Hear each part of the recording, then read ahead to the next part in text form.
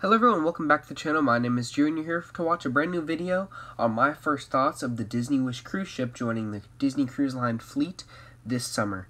So everybody, basically the Disney Wish, if you guys aren't familiar with it, is the 5th cruise ship coming to Disney Cruise Line, which previously has the Dream, Magic, Wonder, and Fantasy, with the most recent being around 2012 with the Fantasy, I believe. And that's when the most recent Disney cruise ship came out. So it took a long time for a new one to come out, but that's mainly due to delays with a lot of stuff going on over in, because these ships are made over in Germany with massive shipyards. So that's normally why they're mostly delayed, is if something happens over there, they don't really have full control over it. And that's obviously what happened here several times, especially with the most recent being the COVID-19 pandemic. There is supposedly 2 other ships in development as of right now that will join this class of ship.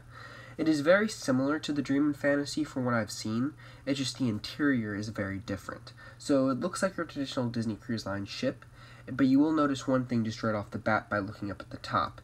It will, instead of having the famous Aqueduct attraction or Aquadunk attraction that you'll find on the other cruise ships, you have the Aqua Mouse, which is advertised as a ride other than a water slide like the other ones. So this one has like a full-on experience, and on the thumbnail on the bottom left you guys saw the concept art for it. Basically, you go up a tube, and there's screens all around you showing you stuff. You go through the ride, and from what POVs I've seen, it looks very interesting. So, real quick before I kind of get more further into the video, these are my first thoughts based upon photos and videos I have seen. This is not an opinion of someone who's already been on the cruise, even though I will be giving my opinions when I go. July 22nd, I will be on the Wish, as well as August 5th, I will be back for another voyage on the Wish. So I'm going to be doing 2 voyages on the Wish within a month, so it's going to be pretty fun to be able to experience the ship. Get ready for 6 vlogs since they're both going to be 3-day cruises. And then in September, I'll be back on the Dream out of Miami for another 3-day, but that's mainly just to get back on the Dream and just to kind of really compare, and then after that I'll be able to more compare the Dream and the Wish together. But yeah, the Wish, I just really think it's a neat ship. I really like the theming to it. The grand ballroom looks really neat with the big staircase going all the way up to Deck 5. From Deck 3, you got the slide into the Oceaneers Club, the Star Wars Hyperspace Lounge. The 3 shows we didn't have too much information on because they weren't really shown, I believe, on the media or test cruises, so there weren't much reviews. There were just like limited shortened versions of them. Seize the Adventure definitely looks to be one of the better shows on the ship. People said Little Mermaid was alright from what they saw. I am interested to see how they pull it off since it's based off a movie that hasn't released yet, because I do not believe it is based off the animated movie. It's based off the live action one that comes out next year. So that's going to be interesting, as well as Aladdin, which I've seen before several times on the Fantasy.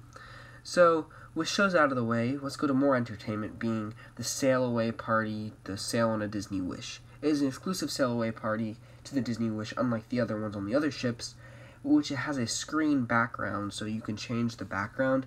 And you do have the main characters, but instead of having Chip and Dale, you have princesses and other characters, which I've noticed. So you have the main Fab Five, and then you also have Daisy, and then Fairy Godmother, and Moana, Cinderella, Prince Charming, Rapunzel, Tiana. That's what I noticed from the video I saw. I don't know if that was just for the media cruise, but that's what I noticed. And now to go more towards things to do on the ship, you have 2 theaters, the Wonderland and Neverland Theater, which are playing movies. You have the Hero Zone, which is going to be like your game show type of area, family sports deck. It's like the sports deck, it's indoors though, which is a good thing, because when it rained or when something happened on the other ships, you couldn't use the sports deck. So it's neat to be indoors, and it looks to have like certain times for certain activities like soccer, basketball, the big inflatable incredible challenge, which looks really neat. The shops seem to be spread out, same goes for the adult area throughout the ship, so there's not like a distinct area. There is an area that seems to have a lot more adult stuff in it than other stuff, but there does not seem to be an exclusive adult area. It seems to be more spread out throughout the ship from what I've seen. The 3 restaurants on the ship, the 3 main restaurants I should say, are 1923, which is based upon Walt Disney's year he started the Disney Company, and you go into Walt Disney's creative lab or whatever it's supposed to be themed after, like office. And then one side's Roy Disney, one side's Walt Disney. And then you have the Worlds of Marvel Quantum Encounter, which is the Marvel-themed restaurant experience, which features a never-before-seen film that is exclusive to the Disney Wish about these characters fighting in this original story that you watch while you're eating dinner, and then you interact with it. in different ways, which I did not see the entire video to prevent spoilers. Same goes for the other dining experience on the Wish, being the World of Frozen, which seems to be very neat experience to check out, which I am looking forward to being able to see, because I saw one that's very similar to the Frozen restaurant, being Rapunzel's Royal Table over on the Disney Magic. So, with that out of the way, the exclusive adult restaurants on the ship that would be most likely replacing your option to be at one of these restaurants would be the Rose, which is, or Apollo Steakhouse, or Enchante. Those three seem to be very big, which are all adult restaurants on the ship that no person under the age of 18 can access. There's also a spa on the ship, several youth activity zones, with the Oceaneers Club being for kids ages 3 to 12, Small World Nursery being, I believe it's 6 months to that 3-year-old, and then above that you have Edge for 13 to 12 to 14, and then the Vibe being that 13 to 17-year-old zone.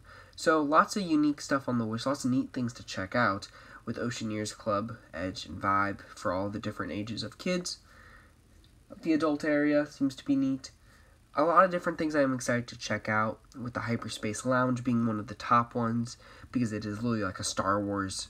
It looks like something that was based upon the Star Cruiser and Oga's Cantina combined. More specifically, the Star Cruiser. Looks very themed to that.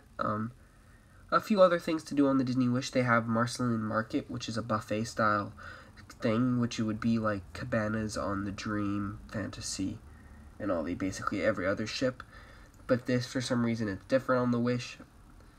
You also have Mickey's Barbecue and Daisy's Pizza Pies and Minnie's Ice Cream, which are all free and included with your everything except for alcohol, and merchandise obviously would be free on the Disney Wish. There's a few other upcharged things on here, but not going to get into much specifics because that would be a lot.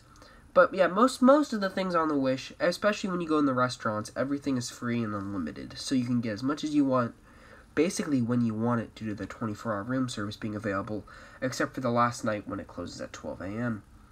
There's just a lot of things to experience on the Wish, and I am very looking forward to being able to go around the ship at night with no one around, getting photos, videos. Expect 3 vlogs from both of my cruises, so a total of 6 vlogs, a ship tour, like a walking tour of the ship, separate reviews on different things, like aspects, probably the Star Wars Lounge, the shows, the restaurants.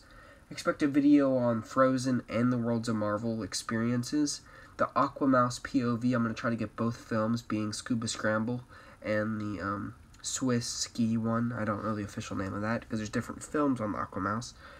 I'm going to try to get different footage of like the outside of the ship and trying to get stuff around there.